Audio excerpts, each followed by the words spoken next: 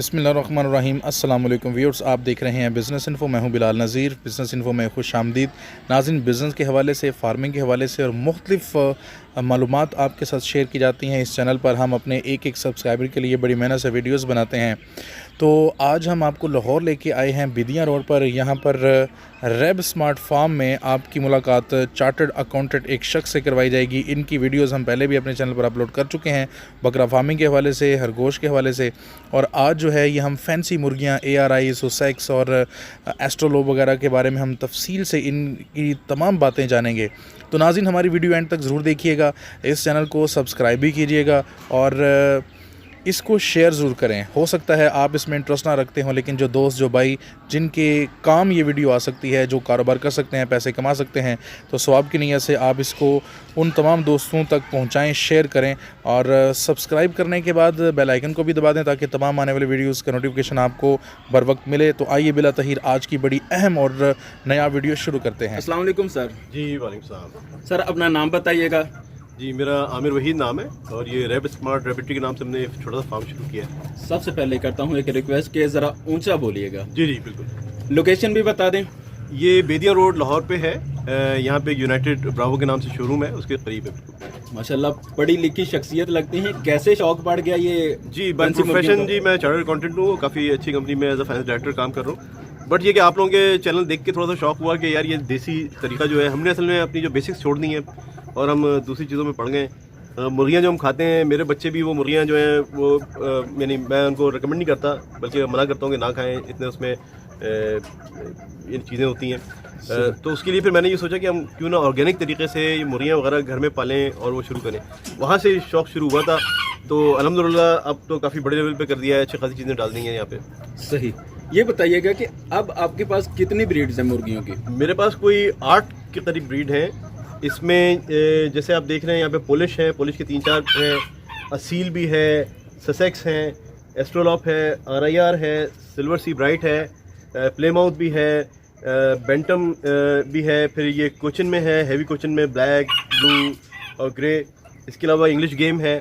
तो अल्हम्दुलिल्लाह अच्छी खासी ब्रीड्स मैंने जमा कर ली हैं। सही। देसी माहौल की तरफ आप आना चाह रहे थे, तो देसी मुर्गियाँ क्यों ना रख लीजिए, वो अपने देश की हैं। देखिए, देसी मुर्गियों में रिटर्न कम है। देखिए, मेरा कॉन्सेप्ट ये है कि हमें स्मार्ट, जैसे मैंने रैब स्मार्ट कहा ना, स्मार्ट वे में हमने काम करना है। इंटरनेशनली दुनिया में आप कहीं भी चले जाएं, छोटे छोटे गाँव में लोगों ने बड़ी अच्छी तरीके से बहुत स्मार्ट वे में काम किया है।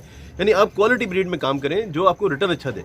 छोटी सी जगह पे रिटर्न आपने मैक्सिमाइज करना है, उस पर काम करना है। तो इस कॉन्सेप्ट के थ्रू मैंने कहा कि अच्छी क्वालिटी ब्रीड्स लेके आएँ ताकि इनके बच्चे, अंडे, अगर एक अंडा हमारी मुर्गी का 15 रुपए का, 10 रुपए का बिकता है, तो ये 50 रुपए का और 100 रुपए का अंडा बिकता है। हमारा चूज़ा जो है 10-12 रुपए का बिकता है, तो ये चूज़ा जो है वो 150, 200, 500 का बिकता है। सही। तो इस वजह से ये जानना चाहूँगा कि क्या यहाँ का वेदर इनके लिए सूटेबल है, जैसे ये एस्ट्रोलॉप है या जी इस तरह जी, की? ये जो मैंने इस वक्त जो ब्रीड आपको नज़र आ रही हैं, ये सारी इस वेदर में बड़े आराम से रहती हैं, कोई इशू नहीं है। इसके अलावा थोड़े से हाई एंड पे चले जाते हैं तो ब्राह्माज आती हैं, वो माशाल्लाह बहुत ही खूबसूरत होती हैं। वो तो 60-65 हज़ार का उसका पेयर मिलता है। तो वो भी लोग कर रहे हैं, उसका भी शौक कर रहे हैं लोग, काफ़ी इंपोर्ट करके। ये सारी चीज़ें बड़ी अच्छी है। देखिए ना, बात यह है कि आपने अपना रिटर्न मैक्सिमाइज़ करना है। आपने छोटी सी जगह पे आप कैसे रिटर्न मैक्सिमाइज़ कर सकते हैं। बात यह है कि आपने इनिशियल इन्वेस्टमेंट आपको ज़्यादा करनी है, ये एक चीज़ है। अब इसमें मैं ये कहूँगा कि स्मॉल फार्मर जो है वो उसकी पूरी जमा पूंजी साल की जो है वही 50-60 हज़ार होती है, वो बेचारा कैसे करेगा। तो इन चीज़ों से शुरू करें और ग्रेजुअली वो फिर जहाँ उसको गुंजाइश होती है वो थोड़ा सा हाई एंड की चीज़ें डालना शुरू कर दे। सही। ये बताइएगा कि ज़्यादा से ज़्यादा टेम्परेचर कितना ये बर्दाश्त कर सकती हैं और ज़्यादा से ज़्यादा सर्दी कितनी बर्दाश्त कर सकती हैं? इनका बेसिकली हम यही रखते हैं कि भाई अगर सर्दी में भी इनको हम रखें तो ये 10-12 के करीब टेम्परेचर से नीचे हम ना करें। आइडियली तो 20 से लेके 30 की रेंज में होता है। अच्छा सर, ये बताइएगा अंडों के हवाले से जी जी क्या इनकी आउटपुट है तमाम नस्लों के, बताइएगा। इसमें जो मेरा खैर अभी इतना ज़्यादा मैं आई एम न्यू, मगर जो एस्ट्रोलॉप है इसका सुना है कि जी जनाब ये 364 का इसका रिकॉर्ड है। एवरेज जो है ये 300 देती है। अगर ये 250 भी दे एवरेज हमारे, तो आई थिंक आपकी कॉस्ट तो बहुत आराम से रिकवर हो जाएगी। मेरे ख्याल में 3-4 महीने के अंदर कॉस्ट रिकवर हो जाएगी। आपने ये ब्रीड कहाँ से इकट्ठी की हैं सारी? ये मैंने जो एस्ट्रोलॉप और IRI हैं, ये राना खलील साहब होते हैं और राना तनवीर हैं समरियाल सियालकोट में, उनसे मैं लेके आया था। बाकी भी उन्होंने मुझे दिलवाई हैं। ये ज़्यादातर इसमें से मेरी जो हैं कुछ मैंने क्या सेल वगैरह भी कर रहे हैं अगर कोई परचेज करना चाहे? मैं जी बस अगर कोई आ जाता है तो उसको दे देता हूँ। जितनी कॉस्ट में मैं लाया हूँ उसमें कोई 100-50 रख के मैं दे देता हूँ कि मेरी ट्रांसपोर्टेशन कॉस्ट भी थोड़ी बहुत होती है इसमें। सर अंडों का सवाल दोबारा पूछना चाहूँगा दोबारा जी। कि ये अभी आपके क्या एक्सपीरियंस में आया है अंडों के हवाले से, जो आप कह रहे हैं कि ये मुर्गी जो मिस नहीं करती अंडा, जी जी बिलखसूस RIR और एस्ट्रोलॉब, जी जी। आपका एक्सपीरियंस क्या है? मेरा अच्छा है माशाल्लाह। ये तकरीबन यानी कि रोज़ाना ही अंडे तकरीबन ऑलमोस्ट दे रही हैं। कोई बीच में 2-3 दिन यानी एक आध दिन के कभी गैप आता है। जो एक्सपीरियंस रहा है, छोटी मुर्गी है काफ़ी सिल्वर सी ब्राइट, उसका आता है कि वो एक दिन छोड़ के एक दिन अंडा देती है। इसी तरह पॉलिश है तो उसका भी ज़रा यही है कि एक दिन छोड़ के वो एक दिन अंडा देती हैं। तो चले वो भी 180 के करीब होता है, मगर उनके अंडों की फिर वैल्यू ज़्यादा है। लेकिन उनका बच्चा निकलता है तो 300-250-300 का बच्चा बिकता है अगर वो आप इंक्यूबेटर वगैरह डाल के करें। लाहौर में इनके अंडों की कीमत बता सकते हैं? एस्ट्रोलॉब का यानी 40 के करीब है, और अगर पॉलिश में या दूसरी अच्छी ब्रीड में चले जाएं तो 100 का भी मिल जाता है, 150 का भी मिलता है। सर सुना है ये बड़ी सख्त जान होती है एस्ट्रोलॉब और RIR। जी जी जी माशाल्लाह, माशाल्लाह बीमार बहुत कम होती हैं। जी जी हमारे वेदर में बहुत अच्छी हैं और इनको बीमारियां कम आती हैं, मगर वैक्सीनेशन बड़ा ज़रूरी है। एक रूटीन में वैक्सीनेशन करनी होती है इनकी।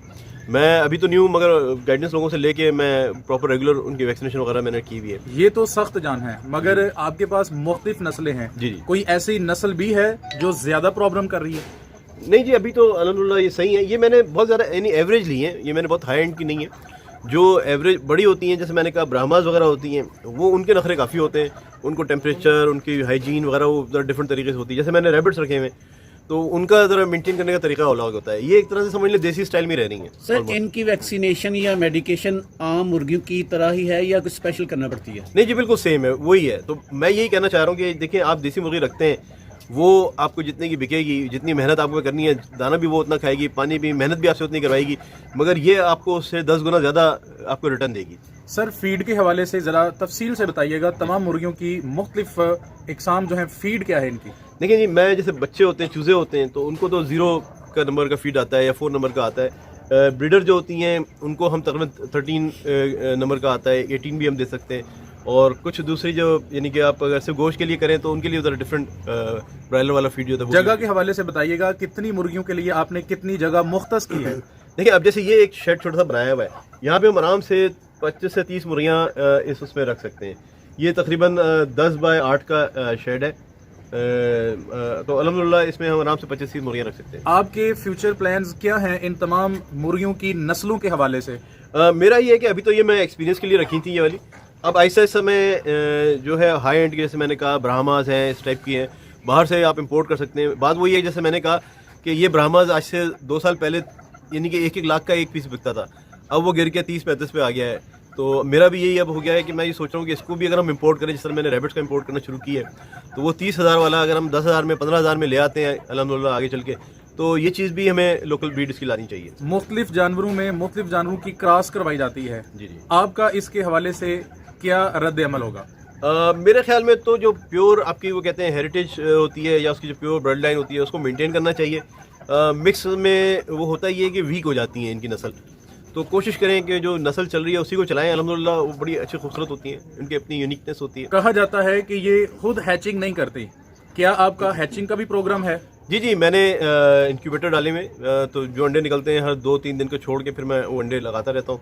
तो ये कि एक में हमने 200 एग्स का रखा है और बाकी हमने 1200 वाला। यानी आप अभी तक इनके अंडे अपने यूजेज में खाने के लिए नहीं ला रहे बल्कि उससे ब्रीड ले रहे हैं? जी जी मैंने जो आते हैं सीधे वो इंक्यूबेटर में चले जाते हैं। सर छोटा सा सवाल है, फी मुर्गी या तमाम मुर्गियों पे रोजाना आने वाला खर्चा क्या है? फी मुर्गी तो नहीं, यानी ये मेरे पास तकरीबन 100 के करीब हैं, तो इन 100 में समझ लें आपके 3 से 4 किलो का मेरा आप ये लगा लें, इनका फीड यूज़ होता है। इनकी सेल और परचेज के हवाले से लाहा अमल भी बता दीजिएगा। देखिए आजकल तो माशाल्लाह सोशल मीडिया पे ग्रुप्स इतने सारे हैं कि अगर आपको कोई सेल करना हो या परचेज़ करना हो, आप किसी भी ग्रुप में डाल दें, फेसबुक पे अपना एक पेज बना लें, उसमें डाल दें, वो लोग घर से आगे ले जाते हैं। अभी भी मेरे पास कुछ लोग आगे हैं और they are interested in buying, ठीक है, तो वो आपको कोई इशू नहीं होता। इनकी सुबह से लेकर शाम तक की रूटीन तो थोड़ी सी लंबी हो जाएगी, सिर्फ पानी का और सफाई का शेड्यूल बता दीजिएगा। देखिए इनका ये होता है कि हम हर तीसरे दिन इनके शेड की सफाई करते हैं पूरी, और इसमें दोबारा से नीचे जो है ना वुड शेविंग्स होती हैं, या अभी जैसे वो चावल का छिलका आने वाला है वो हम इनके नीचे डाल देंगे। प्लस इनके साथ वो चूना होता है, चूना हम डाल देते हैं ताकि उससे कोई जरासीम वगैरह ना आए। तो ये एक सफाई का हो गया। दाना हम दिन में 2 बार डालते हैं, एक बार सुबह देते हैं और एक बार शाम में देते हैं। पानी हम शाम में हटा लेते हैं, दिन में ही पानी होता है। पानी के साथ हम ये करते हैं कि विटासोल का एक वो आता है, विटामिन आती हैं, तो वो मिक्स करके हम हर हफ्ते इनको विटासोल का एक वो करवा देते हैं सारों। आपका रुझान ऑर्गेनिक फार्मिंग की तरफ है, तो क्या इनको खुला भी छोड़ते हैं? जी जी, मैं मुर्गियों को थोड़ी थोड़ी करके हम खुला छोड़ते हैं, बल्कि वो हमने कुछ यहाँ पे छोटी मोटी अपने लगाई थी लहसुन वगैरह अपने खरगोशों के लिए, वो सारी खा गई हैं। पाकिस्तान में जितनी भी मुर्गियों की अकसाम है, उनमें फैंसी मुर्गी की फार्मिंग को 100 में से कितने नंबर देना पसंद करेंगे? ये तो 100/100 ही होगा। थोड़ा सा इसमें बस रिस्क ज़्यादा होता है रैबिट के हिसाब से, कि अगर इसमें कोई बीमारी आ गई और आपने सही तरह कंट्रोल नहीं किया तो पूरा का पूरा फ्लॉक ही आपका एकदम उड़ जाता है। फैंसी मुर्गियों के हवाले से जो लोग आपसे रहनुमाई हासिल करना चाहें, राब्ता करना चाहें या खरीदना चाहें, आप तक रसाई कैसे हासिल करें? जी, मैं अपना नंबर शेयर कर लूँगा जी, आप लोग बिल्कुल जो लोकेशन भी बता दीजिएगा अपनी। जी, ये जी लाहौर में है, बेदिया रोड पर है। यहाँ पे हमारे यहाँ ये यूनाइटेड मोटर्स के नाम से एक शोरूम है, जिन्होंने ब्रावो गाड़ी इंट्रोड्यूस की थी, बस उसके सामने गली में है। सर, बहुत अच्छी इन्फॉर्मेशन आपने हमारे साथ शेयर की, बहुत शुक्रिया आपका। जज़ाकल्लाह। अस्सलाम वालेकुम। वालेकुम सलाम।